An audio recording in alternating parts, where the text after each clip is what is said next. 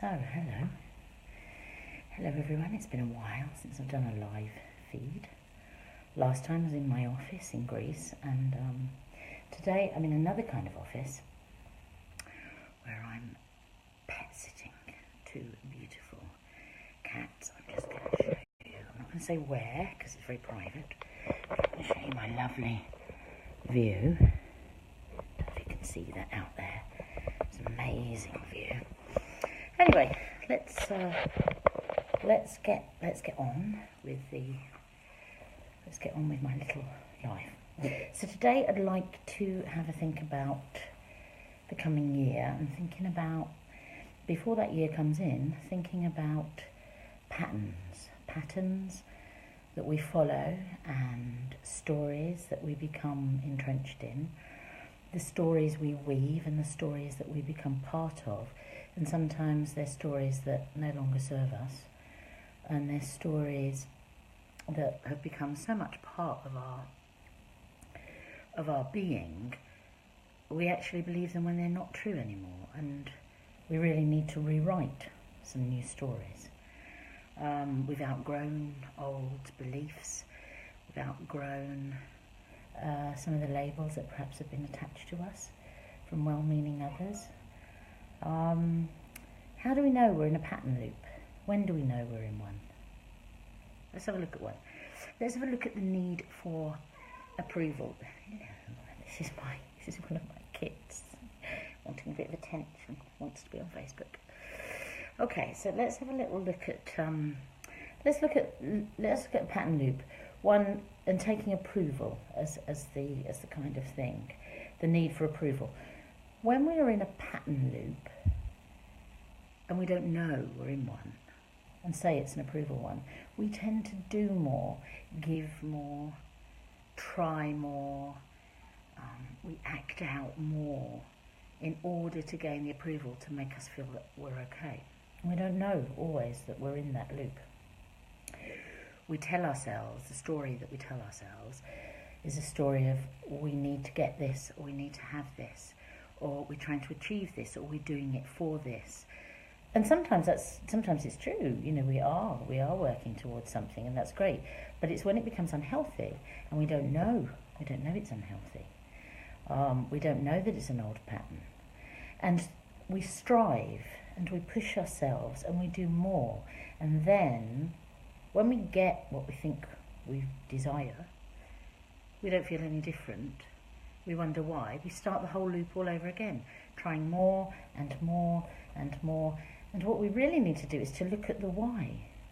Why are we doing this? What do we need really from this? What part of ourselves isn't healed, or what part of ourselves needs attention? You know, sometimes we have to stop the trying, stop the doing. We create stories, don't we, when we're on the telephone to people, or when we're on Facebook. We create these stories in the hope that we'll be liked. We'll embellish a bit, we'll embellish a story, or we'll change words. Instead of saying, I'm going to do this, we say, oh, I'm doing this, I'm holding this, I'm doing this work, and we're not. So we kind of tell ourselves little fibs about our stories in order to make ourselves feel better. How many of you have woken up, and I'm guilty, I'm hugely guilty because I'm human. How many of you have woken up in the middle of the night and gone immediately to your phone to see, you're checking other stuff, but you're really checking to see who's liked your last post? We're all becoming really guilty of needing huge amounts of approval before we move on. And it's that need for approval and that pattern loop and the stories that we tell ourselves that are actually stopping us from moving on, which would give us what we really need, which is our self-approval. So I'm just having a little look at notes again. You know I love my notes. So we never quite get there, do we? We never quite get enough if we're always looking for outside approval. So how do we find the inside approval? What if, before this new year comes in, what if we took a bit of time to look back and really examine our old beliefs and really examine our old story loops and our old patterning? You know, I've come to do this house sit because I needed to get away over Christmas. I didn't want to deal with the pain of not having my mother around. It's been so synchronistic, I can't ever begin to tell you. But it's been amazing, right from the whole thing of applying a couple of weeks before Christmas, coming, you know, I'm in this place. I wasn't sure I wanted to be in this huge, big, wonderful, fabulous place. I'm used to my beach, as you all know. And it's given me time to really reflect and to think about my beliefs. I didn't come here to do that. You know, I came here to write my book. I actually haven't written a thing. But I have done a lot of inner kind of work. And I've done a lot of thinking about, you know, why I do the things I do. What are my needs, really? Because I am very aware of time moving on, especially with the loss of Mum. So coming here in this amazing place with these two gorgeous cats has given me, it's just opened something up in me. And it's had me look at the old reruns that I run in my head, the old computer loops that I run in my head about beliefs and stuff. You know, I'm not going to say really too much. Or I'm not going to say anything actually about the person whose house it is. But what I will say is, he's opened up something I've never experienced before. He's given me a new storybook to read and to look at what's my story. So I think what we all really need is we need some kind of kindly reflecting mirror. When I did the writers' retreat the other month, Julia Cameron was talking about believing mirrors, and they're fantastic. Having a posse around you who can act as or just one person even, but certainly some people around you who can act as your believing mirrors. And I love that idea, but I also kind of love the idea as having somebody that you really trust who can act as the person who holds up the kindly reflecting mirror.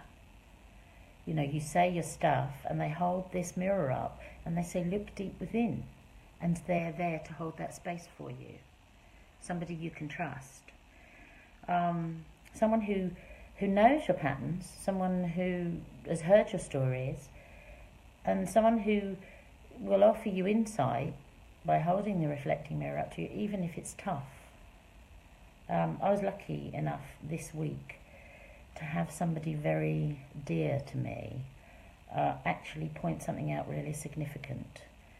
I'm talking about some stuff he's heard forever, and it comes up over and over and over again. And also about my need for approval from certain people and certain things.